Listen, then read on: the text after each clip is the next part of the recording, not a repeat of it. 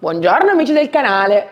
Quanti chili avete preso questa settimana con i bagordi di Natale? Tanti, ma io vi propongo comunque la tavola, perché è la settimana di Capodanno e o starete in casa a brindare o uscirete di casa, comunque è ora di tirarsi sulle manichine dopo i bagordi natalizi e pensare a quali restyling bisogna fare nel 2024. Se avete ancora qualche giorno disponibile di ferie, pensate anche a magari partire, perché c'è il tempo, c'è modo per fare gli acquisti, per acquistare Magic Paint dei venditori che saranno sicuramente aperti e potete pian pianino incominciare.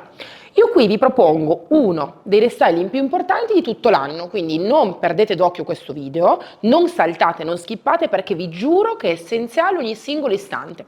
Vedete doppio? No, vedete due tavoli, perché lui sarà modernissimo, sarà bianco, soffio, lucido. Sì, non sono impazzita, però mi serve perché sarà in una cucina molto moderna che è bianca, bianca, bianca, lucida e il tavolo deve sembrare perfetto per questa cucina. Invece lui sarà l'apoteosi del country, sarà royal green, ha una base in marmo molto particolare, è un tavolo che secondo me mi concede parecchie varianti. Il piano, come vedete, è rovinatissimo. L'ho già preso così, me l'hanno regalato in questo modo, probabilmente hanno iniziato a fare un restyling e non ci sono riusciti e mi hanno lasciato la patata bollente. E lavorerò su basi materiche per far sì che questo restyling sia l'apoteosi del country chic. Ok? Partiamo quindi perché ce n'è per tutti i gusti, per gli amanti del super moderno e per gli amanti del country. Partiamo!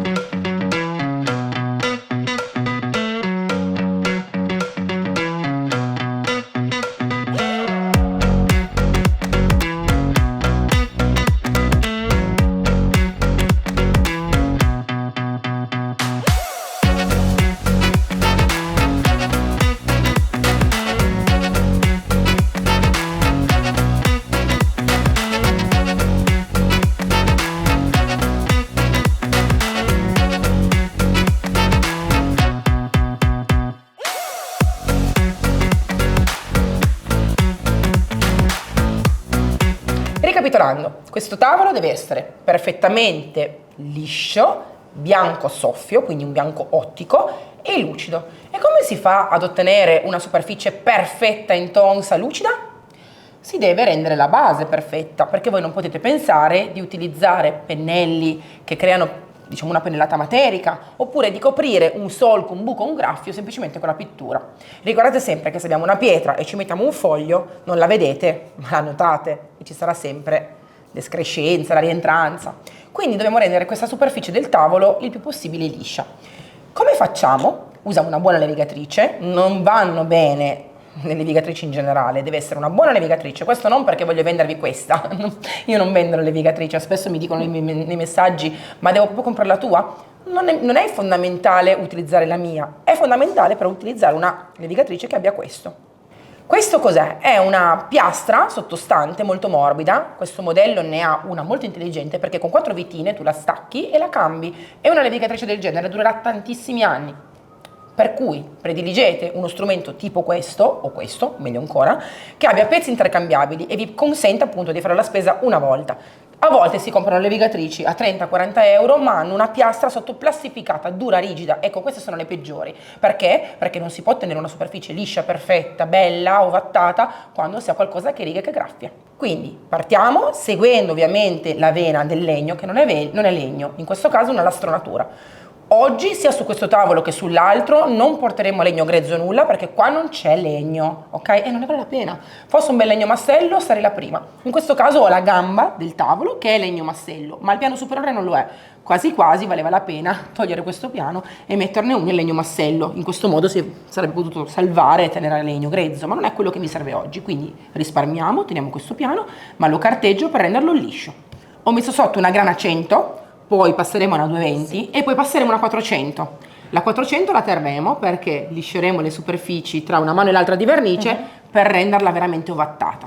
Quindi per creare una superficie perfetta bisogna assolutamente essere accorti e usare tutti i vari passaggi al meglio. Quindi mi raccomando, ricordatevi che sì, farete un po' di polvere perché carteggerete tra una mano e l'altra, ma soprattutto non pensate che i prodotti facciano tutto. Se la manualità non è buona, tanto vale, i segni ci saranno.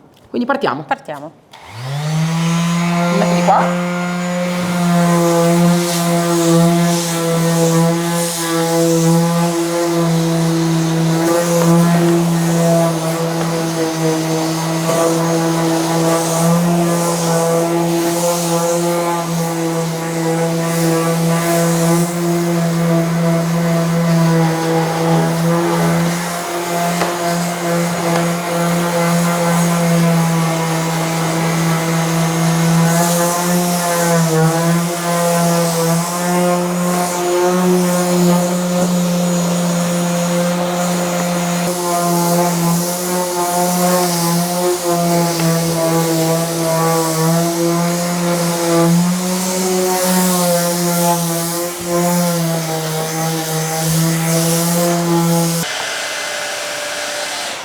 Come vedete ho asciugato perché ho tolto la polvere bene, ho passato un panno umido strizzatissimo e ovviamente ho dovuto asciugare prima di passare la levigatrice una seconda volta. Ora passo la carta 220 nello stesso modo. Precisazione, non ho carteggiato per far aderire la pittura. Magari qualcuno si è connesso adesso, vede il video da ora e pensa questo. No, Magic Paint avrebbe aggrappato tranquillamente anche su quella superficie, ma non era una superficie perfetta e se io voglio ottenere una superficie lucida, perfettamente liscia, devo preparare la superficie. Seconda passata di carta vetro, numero 220, sempre con levigatrice.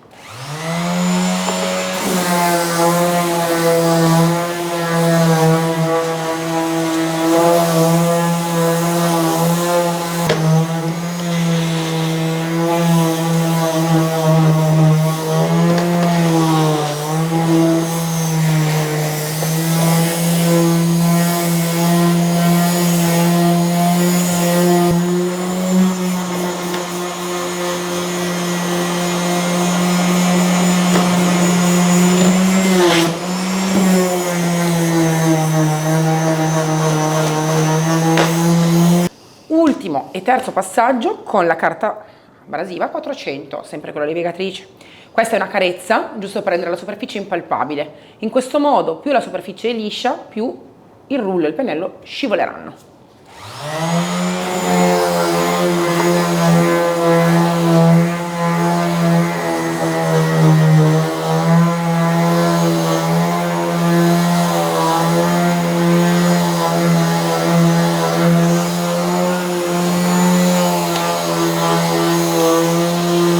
Ci vedrete fare una cosa che praticamente non c'è nessun tutorial. Elisa non la fa mai perché? Perché è fondamentale capire che Magic Paint è stata prodotta, creata, concepita per far sì che si risparmino soldini e tempo. Quindi sotto Magic Paint non ci vuole nessun tipo di primer, fondo, aggrappante. Chi ce lo mette comunque di altri brand fa malissimo perché va a inficiare la tenuta di Magic Paint negli anni. Insomma, tiene molto di più da sola che con un amico che l'aiuti a essere aggrappata alla base. Qua oggi passiamo a una cosa che è completamente differente dal primer, è un antitannino. I decoratori, gli esperti del settore sapranno che l'antitannino spesso si dà anche su pareti o su superfici che possono, diciamo, far risalire delle macchie dovute a diversi fattori per evitare che sulla colorazione finale ci sia questa macchia, questo alone. Il tannino nel legno è l'essenza che respira, spesso nei mobili tipo il noce, nell'arice è più forte, perché dove c'è l'occhio tira fuori appunto questa essenza, questo colore leggermente più, a volte marrone, a volte rosastro, è indefinito. Io faccio questa passata nell'antitannino, quindi non per far aggrappare il colore, che è comunque dello stesso colore dell'antitannino, perché il soffio è un bianco ottico, ma perché? Perché la base, dopo averla lavata molto bene con ABA, è molto grezza, è un legno quasi grezzo. E il piano anche può aver negli anni subito idratazione con diversi oli, tipo l'olio di lino cotto, che sono a volte oli anche rossastri. Questo può far sì che una volta che si stende il colore salga. E siccome io qua oggi non farò null'altro che colorarlo di bianco ottico e deve essere liscio, perfetto, bianco ottico, devo mettere la base, che è un antitannino, che mi consenta di non far risalire nessun tipo di alone. Parto stendendo col pennello Elizabeth morbido, nuovo, se ce n'avete uno usato va benissimo, l'importante è che sia morbido, mettetelo nell'ammorbidente o nel balsamo. E con il rullo. Ricordate anche che l'antitannino funziona bene se non diluito, 1. Non si diluisce, 2. Non si carteggia, 3. Non si tira, va steso leggermente più spesso in modo che autolivelli. Deve essere un cappotto, il cappotto funziona bene come blocco, come stop, se ha tutte queste peculiarità. Se ci mettete l'acqua e lo diluite, se lo carteggiate o se ne mettete poco e lo tirate, non funziona, ok? Partiamo. L'ho messo in una vaschetta, ne prendo un po', vengo qui davanti per voi e inizio a stenderlo bene dappertutto. Come vedete in alcuni punti si vedrà un po' di alone, perché la superficie è molto lucida qui. Ciò non toglie che in alcuni casi si possa anche stendere una seconda mano.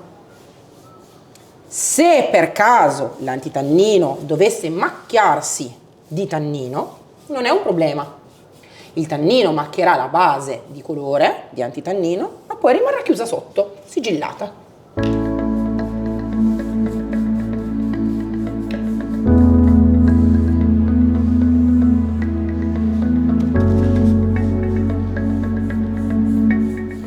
consiglio che vi do sulla stesura a rullo è di non partire subito dopo aver messo il rullo dentro il colore o comunque dentro l'antitannino.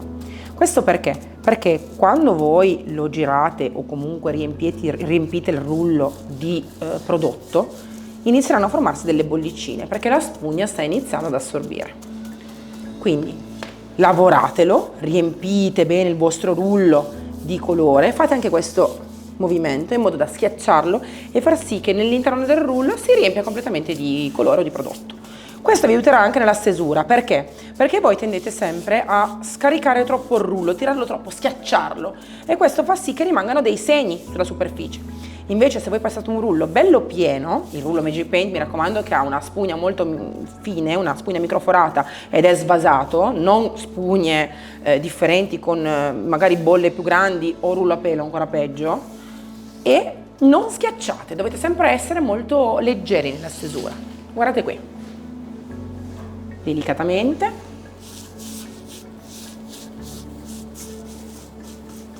cercando di farlo alto livellare.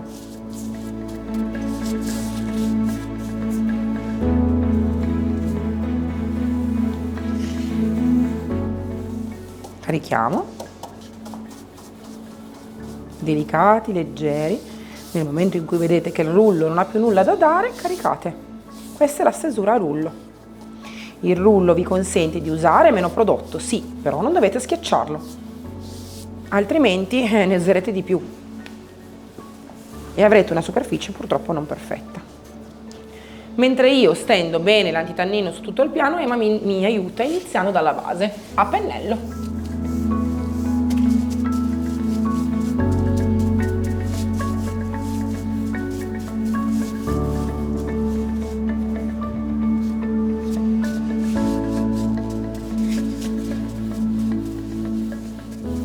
È davvero un peccato che questa lastronatura sia stata rovinata in modo irreparabile, perché comunque, come vedete, ci sono dei buchi che vanno oltre la vetrificatura, hanno tolto la vetrificatura e poi anche la lastronatura.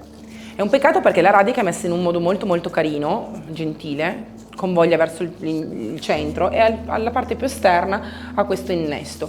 Sarebbe stato un bel piano a legno, ma non si può più salvare. Quindi noi facciamo un passaggio ora, obbligatorio per salvare questo piano, che comunque è molto gentile sui lati perché ha una modanatura, dei fregi, quindi è assolutamente valido, però devo renderlo perfetto per l'aggrappaggio dei prossimi passaggi. Quindi vado a dare una leggera carteggiata con una grana 100 per togliere tutto quello che già si sta staccando, tipo qui, guardate, c'è la lastronatura che leggermente salta, vedete? E questi pezzi li devo far saltare nei punti in cui già si scollano. Navigatrice carta 100, prepariamo la base.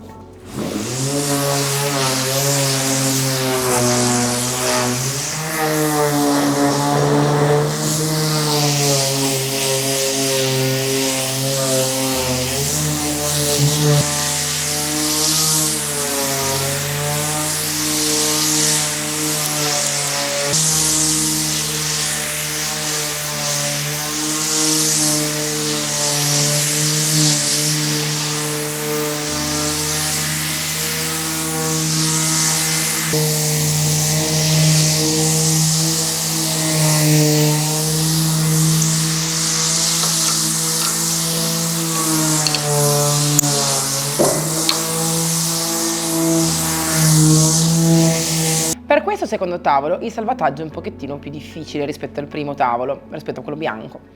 Bisogna lavorare su più livelli per togliere assolutamente tutte le magagne.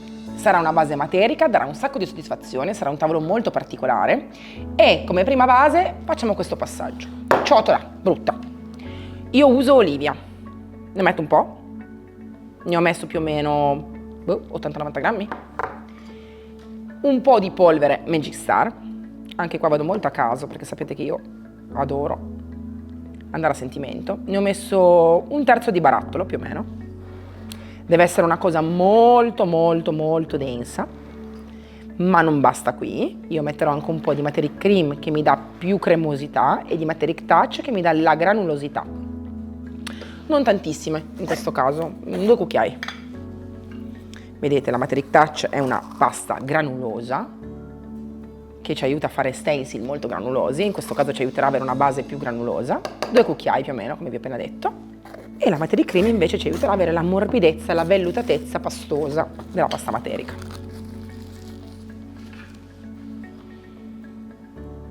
Anche qui all'incirca 2 cucchiai. 1 più o meno e 2. Sono partita dall'olivia perché questo mobile sarà tutto quanto con un'unica base, tono su tono, ma ovviamente avrà delle lavorazioni e mi serviva un colore che fosse da conduttore, il liquido, tra virgolette, per la mia base materica. Ora, usando una leccarda, un attrezzo morbido che raschi bene il fondo, miscelo tutti i componenti bene bene bene. Se dovesse essere troppo soda, posso mettere ancora un po' di colore fin quando non raggiungo la densità perfetta per stendere bene il composto su tutta la superficie. Come vedete diventa semielastico e ora sciogliamo tutti i vari grumini. Se rimangono striature biancastre date dalle paste, non vi preoccupate, sarà proprio il bello di questo effetto cementizio sul verde. Vedete che la densità per me è perfetta. Ora con l'aiuto della nostra spatola Cenerentola vado a livellare sulla superficie il mio composto. Ricordate che dovete spatolarlo in modo che crei avvallamenti e modanature. Questo è il bello. Guardate come toglie ogni difetto. Anche qua, una volta che voi passate questo composto semi-ruvido, va completamente a stuccare e rendere la superficie diversa, nuova. Guardate qua, bellissimo.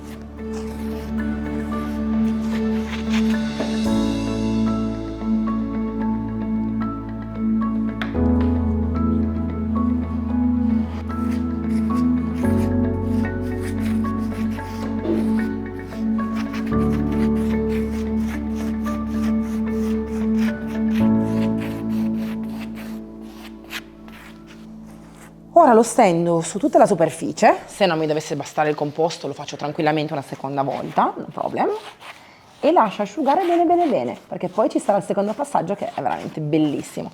Come vedete già con una sola mano abbiamo risolto praticamente la problematica. L'importante è che man mano che asciuga, man mano che tira, voi con questa bella spatola che è unica, non ci sono altre spatole che potete utilizzare, questa è unica, fate questo effetto. Perché in questo modo alzate leggermente mentre secca e rimane ancora più materica e lavorata, sembrerà ancora più incongruente. Questo è un passaggio bellissimo, io mi diverto tantissimo a fare queste cose e vedrete come sembrerà già praticamente finito questo tavolo dopo questo passaggio. Però il lavoro ce n'è ancora. L'antitannino è completamente asciutto e ora parto con la prima mano di soffio. Non vedrete molta differenza purtroppo perché stiamo stendendo un bianco su un bianco. Un appunto, se in alcuni punti del tavolo avete visto delle macchie giallognole salire sull'antitannino è del tutto normale, non vuol dire che vengano sul soffio, ok? No, l'antitannino spesso si macchia ma trattiene la macchia. Quindi ora, pennello a punta, obbligatorio, perché su questa gambona bellissima, tutta lavorata, non si può andare con un pennello diverso, e coloriamo. Come vedete la purezza del soffio è fantastica. È una tonalità però che non si può mettere in qualsiasi casa. Ricordate che se avete delle case classiche, delle case con dei pavimenti classici, delle case in cotto, non potete mettere il soffio. Il soffio è un colore che sta bene in case prettamente moderne. È un colore freddo, è un bianco ottico ed è un bianco che non può essere messo in ambienti normali, classici, ok? Prediligete piuttosto il cotton, se volete un bianco caldo, prediligete magari il clear sand. Il soffio non va bene in tutte le case, ok? Lo dico per voi perché se fate una colorazione col soffio in una casa magari classica con dei pavimenti caldi, vi renderete conto che poi dopo sembrerà non finito, sembrerà freddo, sembrerà quasi ospedaliero e non è il caso, non voglio farvi spendere soldi per dare mani inutili di prodotto che poi saranno da coprire. Quindi mi raccomando, il soffio usatemelo solo ed esclusivamente in ambienti moderni. Sconvolgente il fattore che con una sola mano di antitannino e una mano di soffio la base sia completamente coperta. Sconvolgente sì, perché io so che tutti voi quando stendete il soffio ne date 3 mani. Perché? Primo fattore, non lo fate asciugare bene. Secondo fattore, me lo diluite. Terzo fattore, quasi mai usate l'antitannino sotto un pezzo che probabilmente tirerà fuori il tannino. Ecco, questo è usare la testa ed andare incontro anche al risparmio, perché l'antitannino sicuramente non farà risalire le macchie, toglierà una buona percentuale di colore scuro e vi darà una coprenza molto molto elevata, motivo per cui utilizzare l'antitannino è la scelta migliore quando si usa un colore come il soffio. La seconda mano di soffio secondo me è praticamente impossibile stenderla, a meno che proprio voi non andiate a colorare in diciamo superfici molto ampie, molto lisce, dove magari carteggiate più volte tra una mano e l'altra e dove magari ci sono temperature più umide, altrimenti non serve proprio. Ora passo la prima mano di soffio anche sulla superficie superiore. Tengo il pennello perché potrebbe essere che coli nel bordo e mi serva per togliervi le gocce. Una delle prime cose che dovete fare, anche se avete passato il colore, l'antitannino la mattina, è prima di passare il colore, togliere la polvere. Questo perché? Perché nessuno di voi lavora in una camera settica, in una camera operatoria, nessuno di voi ha una stanza adibita solo per la pittura, quasi nessuno. Quindi la polvere che si deposita c'è il polvere, c'è lo starnuto, c'è un gatto che passa, io ho il cane, quindi i peli si vanno a depositare. Su soffio, su protettivo non perdonano, si vedono sempre. Quindi panno pulito, o comunque panno che riservate semplicemente a questo passaggio e togliete eventuali polvere o peli che si possono essere soffermati sulla vostra superficie. Non importa se voi avete una casa pulita, non importa se secondo voi non ci sono, dovete passarlo perché non si sa mai. Io ora qua ho il mio rullo con la mia base soffio non diluita, scarico e parto. Come fate a dire che soffio non copre? Questa è una stesura a rullo. Capite che è una tonalità di bianco estremamente pura e qua con 2 rullate avete la coprenza perfetta. Guardate. Io passerò comunque la spugna liscia superfici tra una mano e l'altra, quindi può anche essere che io poi decida di dare comunque un'altra mano dopo la lisciatura, proprio per eccesso di perfezione, però non potete dire che soffio non copre. E questa è la prima mano su una mano di antitannino. Quindi vi ricordo che se usate i prodotti bene, usando le diluizioni quando servono e evitandole quando non servono, la coprenza è eccezionale, anche per quanto riguarda un colore come questo, quindi un bianco puro e ultra moderno. Io non schiaccio il rullo, come sempre, vi ho spiegato già prima che schiacciare il rullo non porta a coprire di più, tutt'altro, porta a coprire meno e a sprecare più soldi perché comunque si faranno poi passate in più e il rullo deve coprire solo fin quando ha da dare. Ecco qua, io ora tolgo eventualmente segni di divisione, ma accarezzando, io non sto schiacciando, con il rullo sto a malapena accarezzando la superficie e ora lascio che leggermente autolivelli, in questo modo non si vedrà il segno di distacco. Continuo. Sul piano superiore, ora asciutto, sto per fare lo stencil Florence, lo farò più preciso ma non troppo preciso, in alcuni punti sarà più netto, in altri quasi scompare. Questo perché fa parte del gioco di questo piano, un gioco su un piano che sembra quasi cementizio. Metto quindi pochissimo colore, 3 cucchiaini, metto un po' di pasta materica, la userò praticamente tutta per fare il piano del tavolo. Non è un vasetto intero, è un vasetto dove c'erano ancora 2 dita di pasta materica. La uso tutta perché sicuramente per fare tutta quella circonferenza del tavolo mi servirà. E metto anche un pochino di polvere materica. Non vi preoccupate se vedete che sto sporcando il piano, perché il piano poi subirà ancora dei passaggi, un lavaggio di colore e altro.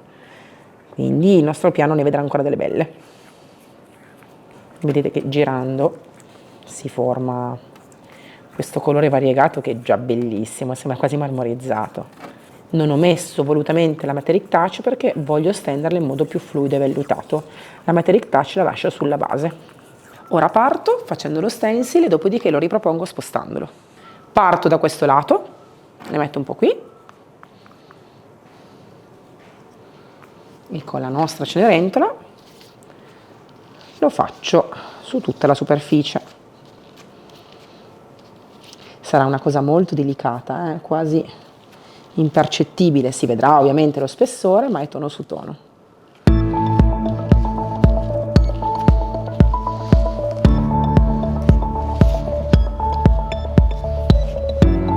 Ancora un goccino.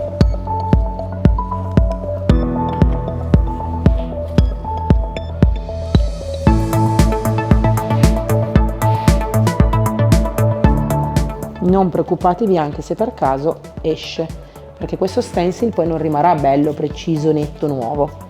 Sarà comunque anticato. Solleviamo la maschera e voilà, tono su tono.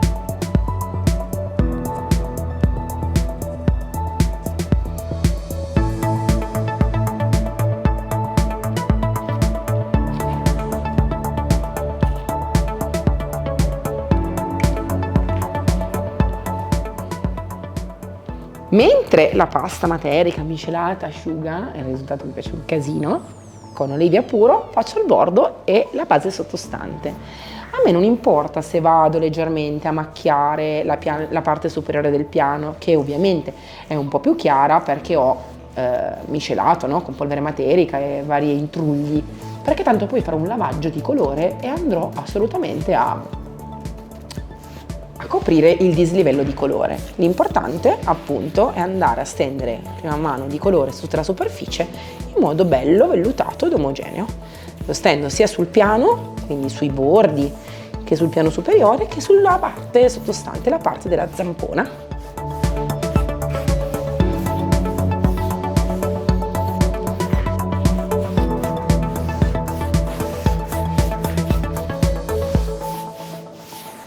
Mentre la base del tavolo asciuga, e ci vuole un po' perché comunque la materia cream deve asciugare bene bene bene, io inizio a stendere la prima mano di olivia su tutto lo zampone del tavolo.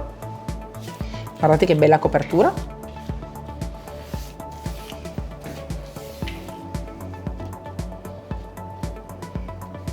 Ha un'ottima resa, un'ottima coprenza e la seconda mano sarà completamente definitiva. Ne servono due perché comunque la superficie è molto molto lucida e quindi per andare in profondità servono almeno 2 mani. Per andare in coprenza totale con la seconda mano saremo perfetti.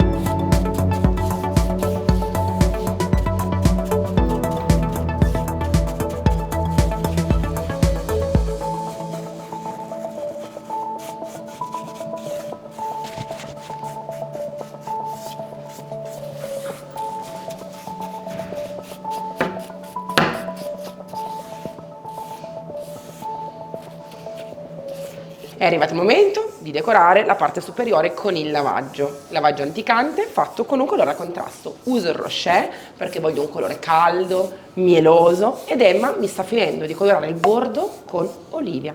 Dopodiché, mentre io faccio il lavaggio, lei va sul gambone e finisce il gambone olivia, 2 mani. Qua mettiamo un po' di Rocher, diciamo che ne metto 50 grammi più o meno, un po' di acqua, il 50%, E voilà, bella bella liquida, bella bella cremosa, liquida. Giro ovviamente con un bel pennellone che mi aiuti ad avere questa cremosità, in modo che poi lo uso anche per fare il lavaggio sulla superficie e non sporco troppo i pennelli. Tolgo tutto.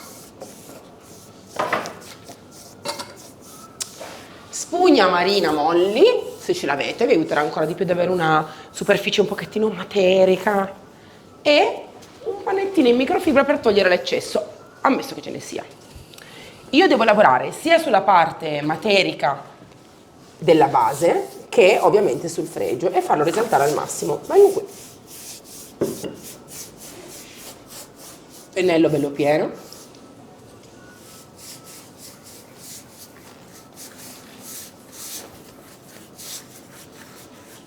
E ma mi passi per favore un secchiellino con un po' di acqua, grazie. Faccio anche il bordo. Non lo faccio tutto, adesso mi fermo, do una prima stesura.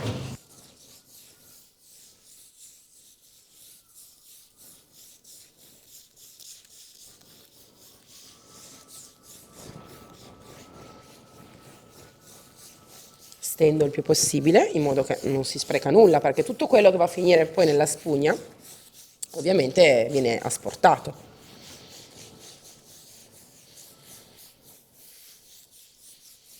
Ora, spugna che in questo momento è asciutta, tampono un po', e in questo momento mi arriva l'acqua e asporto l'eccesso. Grazie.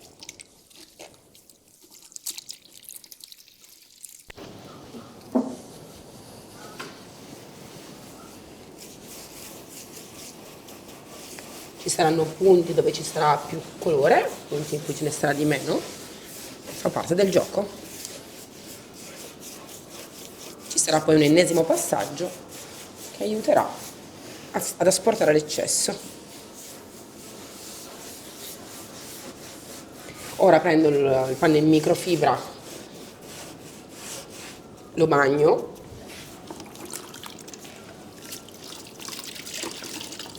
non lo strizzo troppo in modo che possa asportare un pochettino di più e lavoro la superficie.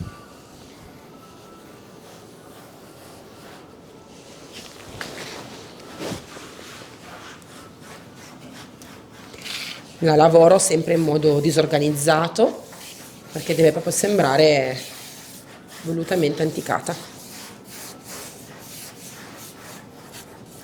Anche nel punto in cui ci sono gli stensi.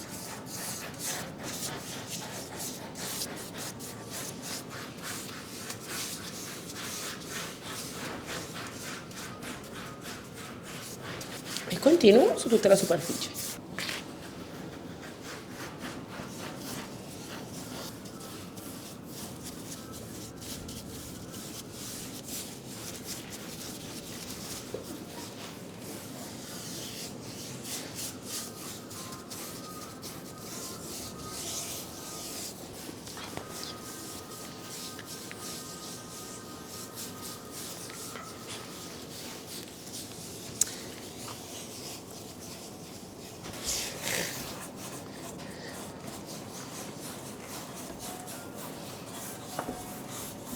Carta abrasiva oppure spugna abrasiva, decidete voi quale spessore, meglio se grande e fine. Grana grande intendo una 80, una 100, grana fine intendo una 150, 120.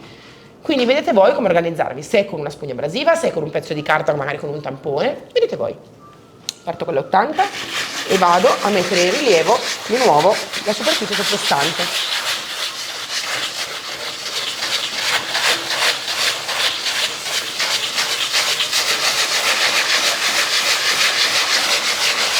Ma mi prendi l'aspirapolvere, grazie. Sì.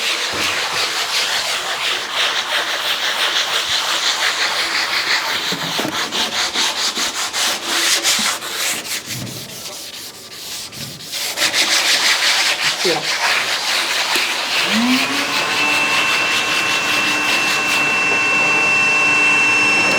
Fammi il microfibra asciutto.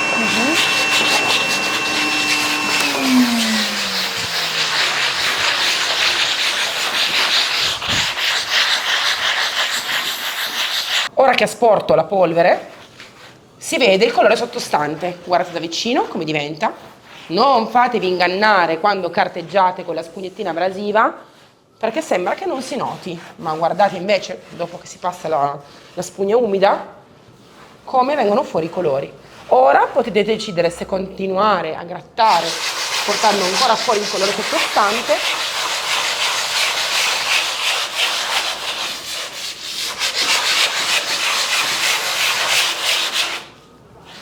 ecco qua, non fermarvi.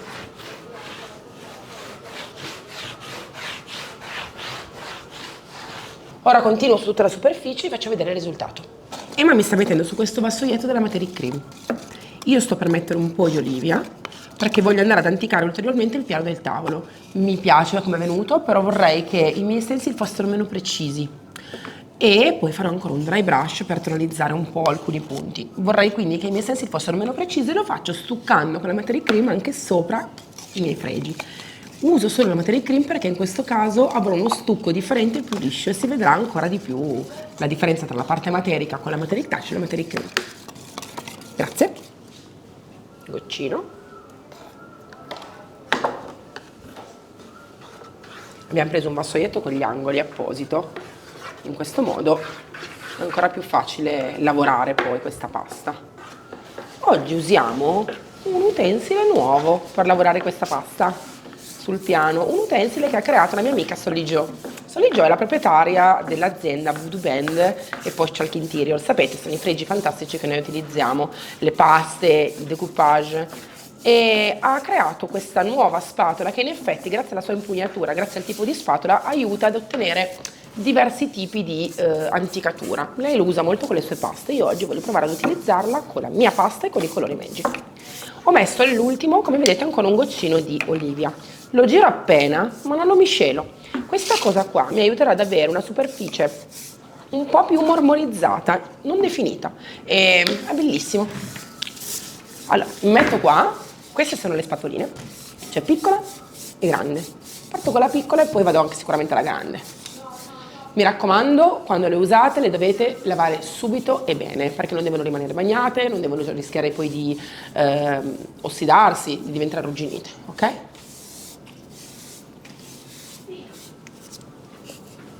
Prendo un po'.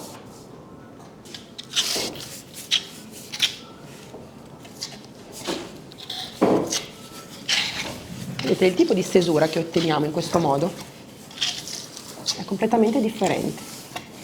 Lo stencil si vedrà sempre, la superficie ovviamente si vedrà sempre, ma il fatto di stenderlo in questo modo darà sfumature diverse, molto particolari, e la pressione che io do con la spatola sulla superficie cambierà completamente la base. Ricordate anche che cambia ovviamente in base all'asciugatura, perché ovviamente i colori quando sono asciutti e la pasta quando è asciutta cambia un po' nelle sfumature, quindi il risultato finale lo vedrete tra un po' quando sarà completamente asciutto. Io continuo su tutto il tavolo e vi faccio vedere come rimane.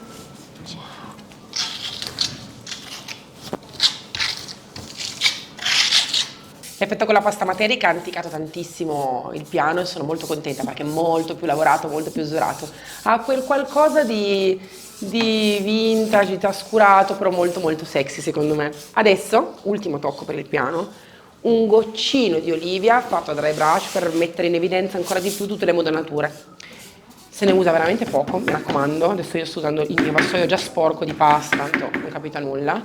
Vedete, ho preso un Elizabeth un po' arruffato, serve un pennello tozzo molto grosso, scarico ancora su un panno in modo da togliere veramente l'eccesso e ora lavoro la superficie in modo da mettere in evidenza solo le modonature. Vedete che è una cosa impercettibile, sembra quasi polvere, ma questa polvere mi va a mettere in evidenza la base, che invece era più chiara, e mi va a mettere in rilievo anche tutte le bordure. Si lavora così in modo spolveroso perché almeno non si macchia. Noi in questo momento non vogliamo le strisciate di pennello, vogliamo solo la polvere e quindi ci si mette un po' di più, ma lo facciamo bene. Guardate, anche qua viene messa in evidenza tutta la matericità, che altrimenti sì, si noterebbe, ma molto più piatta.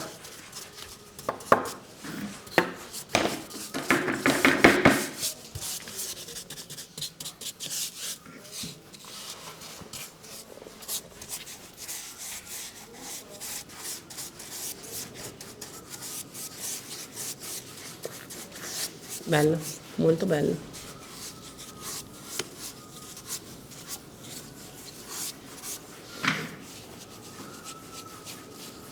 Continuo su tutto il tavolo, dopodiché lo ricomponiamo, vero Emma? Sì.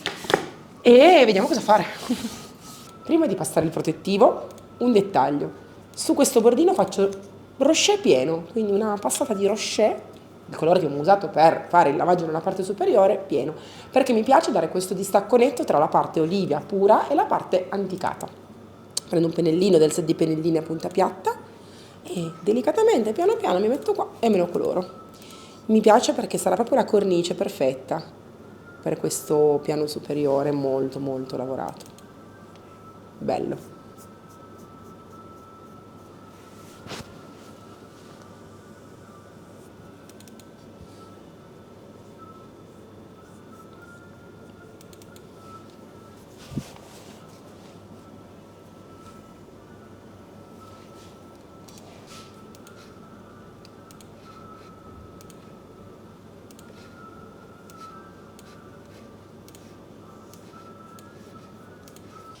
Sul piano superiore del tavolo soffio facciamo una seconda passata di soffio.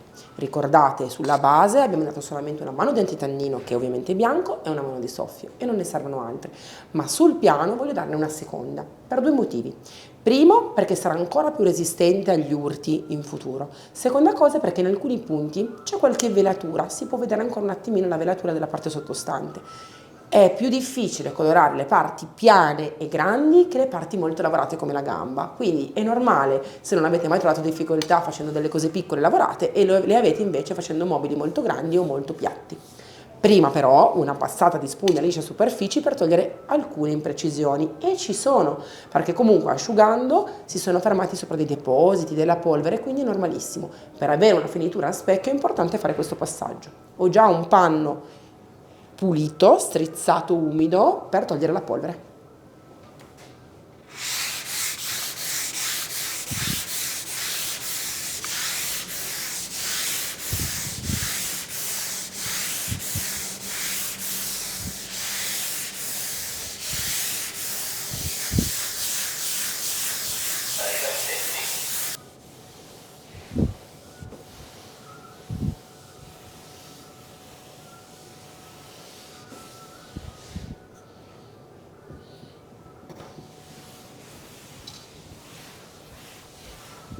Per la terza ed ultima mano cambio leggermente la miscela, perché all'interno di soffio metterò un pochino di protettivo.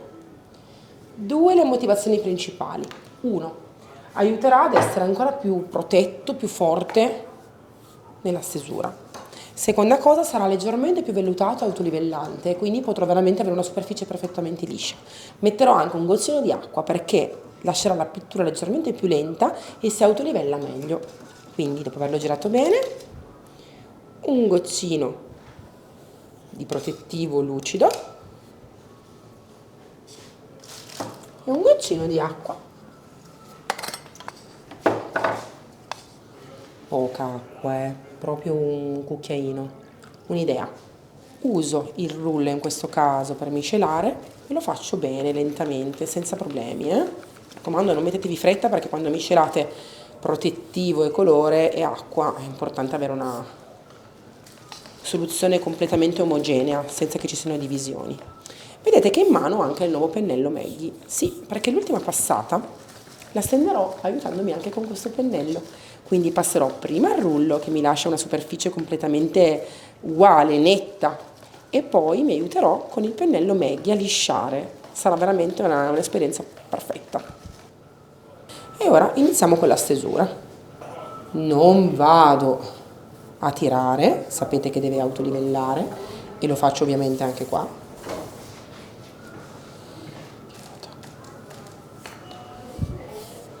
Quindi ne metto un pochettino di più e lavoro sempre a fette facendo livellare la superficie. Qua.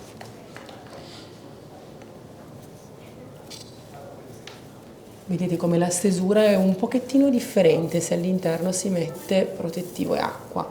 È più fluida, è più vellutata e leggermente più lenta. Chiaro è che miscelando la pittura ci sarà un pelino meno coprenza, motivo per cui questo si fa solo nell'ultima mano, non prima. Ora prendo il pennello Maggie, lo intingo leggermente nel colore perché non deve mai essere a secco e prendo la superficie un velluto.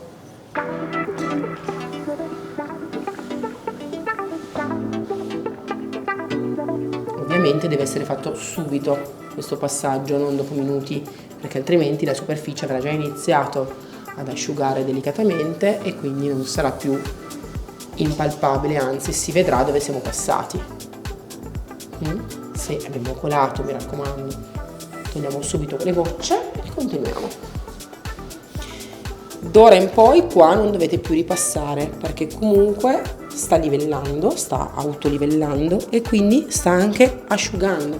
Se voi tra 5 minuti ripassate, fate un pasticcio perché alzate la pittura.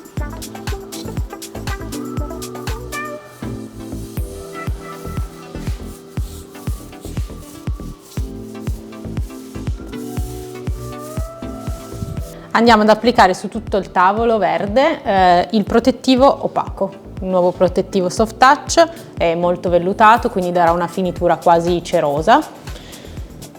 Quando lo andate a stendere non vi preoccupate se rimane leggermente bianco lattiginoso, perché poi una volta che si asciuga diventa trasparente.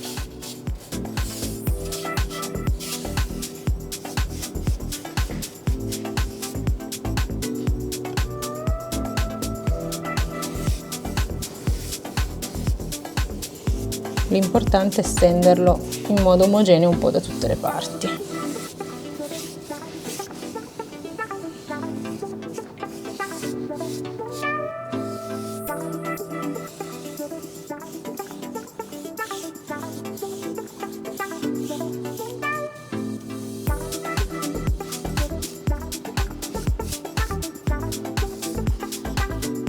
Continuiamo dando una mano di protettivo lucido anche sulle gambe.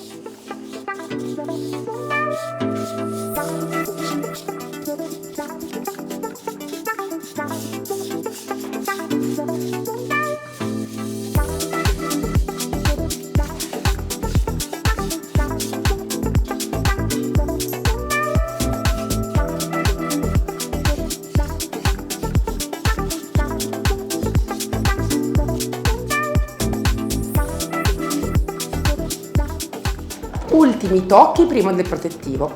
Con la mia spugnettina super fine do ancora una lisciata alla mano passata prima e poi proseguo col protettivo lucido diluito del 10%.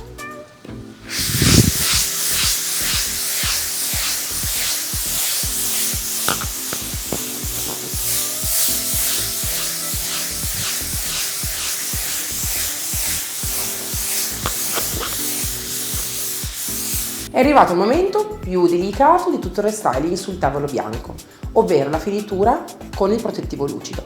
Questa è la prima mano, se lo usate giornalmente vi consiglio almeno di darne 2 e io utilizzo il pennello Maggie. Voi potete utilizzare anche prima il rullo e poi il pennello, ottimo metodo per non avere passate o avvallamenti, punti in cui ce n'è di più o di meno, o potete usare semplicemente il rullo, basta che lo lasciate leggermente più spesso come spiegato prima e lo lasciate autolivellare. Il trucco per non avere troppi segni è comunque rendere il nostro protettivo leggermente più fluido, quindi se avete un po' paura di fare segni magari non diluite del 20, 25-30, ci metterà molto di più ad asciugare però, quindi occhio, fate passare almeno 12 ore tra una mano e l'altra. Immergo il mio pennello, parto dal centro qua e faccio la mia fetta. Ovvio che essendo ben diluito rischiate anche di fare più gocce, ma voi lo sapete e fate attenzione.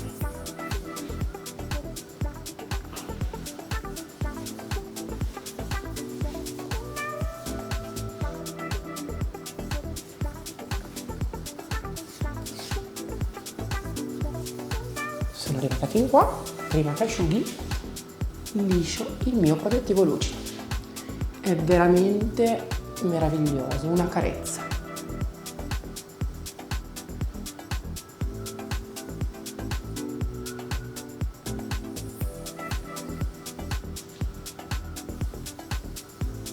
Anche questo restyling è finito. Avreste mai detto che come ultimo restyling dell'anno vi avrei proposto un tavolo soffio lucido?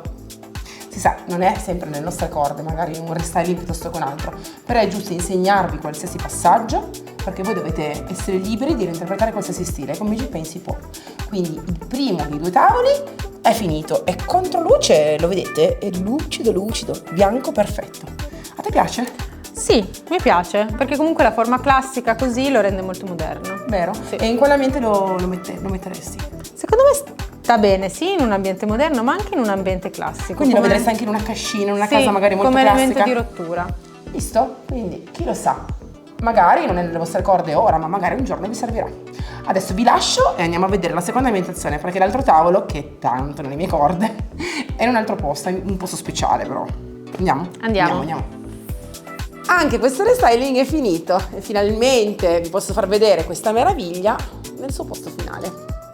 È una cantina molto bella, una casa antica, e il proprietario ha voluto che questo pezzo fosse qui in mezzo sotto questo bel lampadario antico per, diciamo, essere più agevolati nell'apertura delle bottiglie, bersi un bicchiere di vino mentre si mangia una fetta di salame con un amico.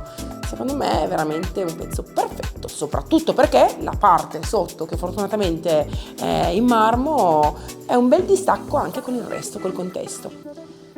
Che dire, è bello finire l'ultimo video dell'anno in un contesto del genere, ci fa un po' sognare, è il nostro stile, vero? Sì, molto, decisamente. Una cantina antica del genere è un sogno un po' per tutti. Quindi buon anno, divertitevi, festeggiate e mi raccomando che il prossimo sia ancora meglio. Ciao! Ciao!